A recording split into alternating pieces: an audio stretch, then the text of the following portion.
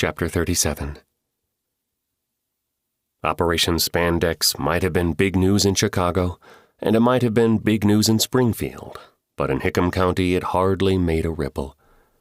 After all, this was Illinois, where corrupt governors and corrupt government officials were a way of life. They're expected to be out there, plotting and stealing and covering up and even murdering. The job of the United States Attorney for the Northern District of Illinois, the first duty at the top of every Northern District U.S. Attorney's list, was to investigate the sitting governor and his party ties and mob ties. It's not that the ties are a surprise to anyone. It's just that the feds try to keep it toned down as much as possible, so the only people getting hurt are the people on the inside. For the most part, the little guy goes about his business and ignores the whole mess. Who knows? In 4 years, another new face will appear as the old one is carted off to prison. Maybe the new one will be honest. Or really, maybe the new one will be less dishonest.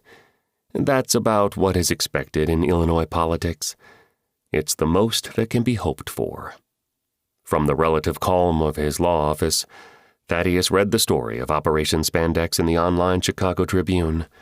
The governor and attorney general had been indicted by the U.S. attorney, and everyone was lawyering up. Statements were being issued, and denials were flying through the air like snowflakes in January. Arrests had been made the day after Pauline Pepper testified in Hickam County in the Ermeline ransom prosecution.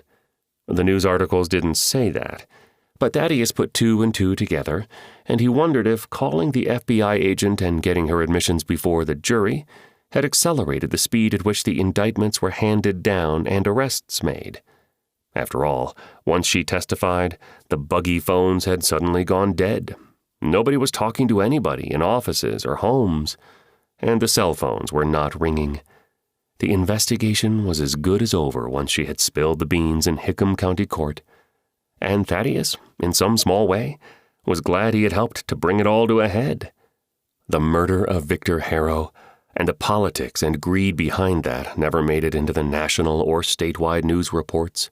It was still just local news, and the trial was just a small local trial in Podunk.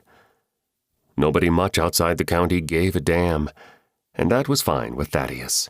He had noticed, however, an uptick in new clients, and his bank account was slowly growing fatter.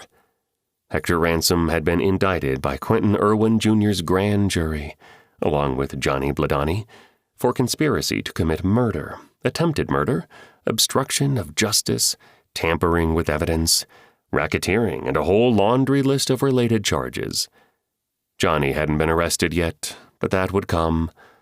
It would be 100 years before he again saw the light of day, which made Thaddeus happier than anything that had happened, except, of course, Ermeline's return to her family, and her job, and her innocent way of life. She had never hurt anyone and never would. That just wasn't who she was, and never had been.